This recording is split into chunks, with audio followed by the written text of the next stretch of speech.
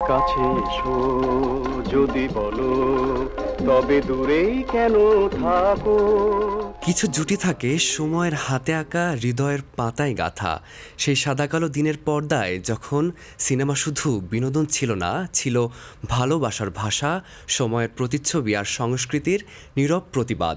ঠিক তখনই উদিত হয় এক যুগল তারার আলো। একজন রাজ্জাক, যার চোখে ছিল নায়কোচিত দৃঢ়তা, আরেকজন কবরী, যার হাসিতে ছিল বাংলার মাটির কোমলতা। 1968 সালে নির্মাতা সুভাষ দত্তের আবির্ভাব ছবির মধ্য দিয়ে তাদের যাত্রা শুরু। তারা একসঙ্গে এলেন, একের পর এক গল্প বললেন। তাদের প্রেম শুধু সংলাপে ছিল না, ছিল দর্শকের দৃষ্টিতে। তাদের মান অভিমান কেবল সিনেমায় নয়, ছিল কল্পনায়, গুঞ্জনে, চিঠিতে আর প্রেমপত্রে। তারা হয়ে উঠলেন একসময়ের প্রেমের প্রতীক। রাজ্জাক কবরী নামটি হয়ে গেল শুধু দুইজনের নয়, হয়ে গেল একটি অধ্যায়, এক নস্টালজিয়া, যা এখনও মানুষের মনে রয়ে গেছে অমলিন। এই পর্বে আমরা ফিরে তাকাবো সেই রূপালী দিনে, যখন তারা ছিলেন আমাদের সংস্কৃতির এক উজ্জ্বল আলোকস্তম্ভ, একটি যুগের শৈল্পিক ও আবেগঘন প্রতিনিধি। আমি নিজের মনে নিজেই যেন গোপনে ধরা পড়েছি। ওপার বাংলায় তখন উত্তম সুচিত্রা জুটির জয় জয়কার, আর এদিকে বাংলাদেশে গড়ে উঠেছে নতুন জুটি রাজ্জাক ও কবরী। তারা দুজনেই এককভাবে সমান জনপ্রিয় ছিলেন, কিন্তু আবির্ভাব সিনেমা দিয়ে একসঙ্গে যখন পর্দায় এলেন, দর্শক যেন তাদের মধ্যেই খুঁজে পেলেন উত্তম সুচিত্রার বিকল্প। ওই দূর দূর দূরান্তে দিন দিনান্তে নীল নীলান্তে। তাদের রয়েছে অগণিত স্মরণীয় সিনেমা, যেখানে প্রেম বাঁধে পর্দার বাইরেও।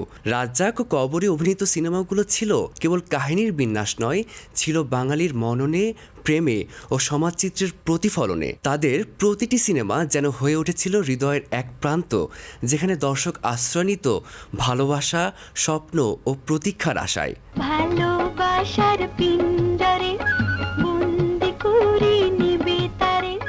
আবির্ভাব, রংবাজ, ময়নামতি, স্মৃতিটুকু থাক, যে আগুনে পড়ি, নীল আকাশের নিচে, এরকম অসংখ্য জনপ্রিয় হিট সিনেমার মধ্য দিয়ে রাজ্জাক ও কবরী জুটি মানুষের মননে জায়গা করে নিয়েছিল।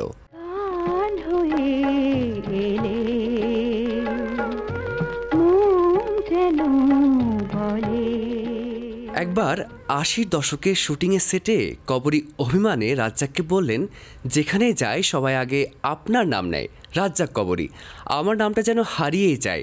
রাজ্জাক তখন মজা করে বললেন, সবাই আপনাকে মিসেস রাজ্জাক বলতেই পছন্দ করে। এ নিয়ে কবরী বিরক্ত হলেও তাদের মধ্যে এমন হাসি ঠাট্টা ছিল নিয়মিত। এক সাক্ষাৎকারে কবরী বলেছিলেন, দীর্ঘদিন রোমান্টিক চরিত্রে কাজ করতে করতে একটা অনুভব তৈরি হয়, এটা অস্বাভাবিক নয়। তবে বাস্তব সম্পর্কের বিষয়টি তারা কখনোই স্পষ্ট করেননি। এমন কথাগুলো থেকেই গুঞ্জন তৈরি হয়েছে, আর সেই রহস্যই জুটিটিকে ঘিরে বাড়িয়েছে আরও আগ্রহ। নীল আকাশের নিচে আমি রাস্তা চলেছি এক। তাদের প্রথম দেখার গল্প। একবার কবরী বলেছিলেন, যোগাযোগ সিনেমার সূত্রে গাজী মাজহারুল আনোয়ারের মগবাজারের বাসায় প্রথম দেখা হয় রাজ্জাকের সঙ্গে তার। সেদিন আড্ডা, খাওয়া দাওয়া সবই হয়, কিন্তু শেষ পর্যন্ত সিনেমাটি আর হয়নি। তুমি বলো তো আমি হব কি তোমার। তাদের জনপ্রিয়তা ছিল সময় ও ভৌগোলিক সীমানা ছাড়ানো। মফস্বলের হলঘর থেকে শহরের বাড়ির বারান্দা পর্যন্ত ছিল এই জুটির ছায়া। তাদের অভিনীত রংবাজ ছিল এক সময়ের ব্লকবাস্টার, যেটি নতুন ধাঁচের গল্প আর সংলাপ দিয়ে তরুণ দর্শকের মনে আলাদা জায়গা করে নেয়।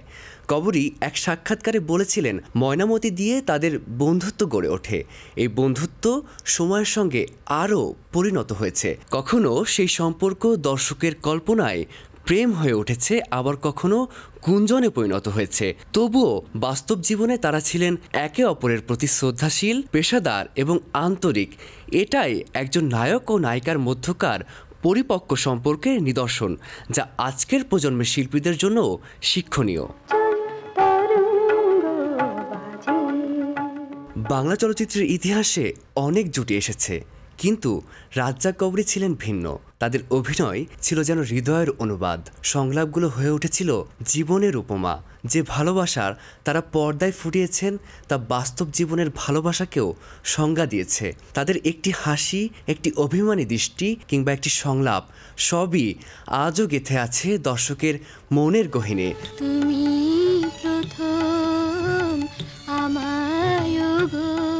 সময়ের গতি থামে না, তবে কিছু অনুভব সময়ের গণ্ডি পেরিয়ে চিরকাল বেঁচে থাকে। রাজ্জাক কবরী তেমনই এক অনুভব আজও নিঃশব্দে বলে ওঠে, যা সত্যিকারের ছিল তা কখনো ফুরায় না। সুচরিতা যেও না গো, কিছুক্ষণ থাকো।